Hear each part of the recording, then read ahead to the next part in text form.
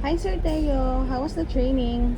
Hello. I really enjoyed the training, and for the training, I think it has met its two main objectives, which are for us to learn the main principles of communications, as well as how to write business writing. I think in all forms we discuss in details in all forms of business writing, and I think that after this activity, it not only it improved my skills and writing, but also it boosts my confidence in dealing with my dealers and my in our dealers in Panasonic.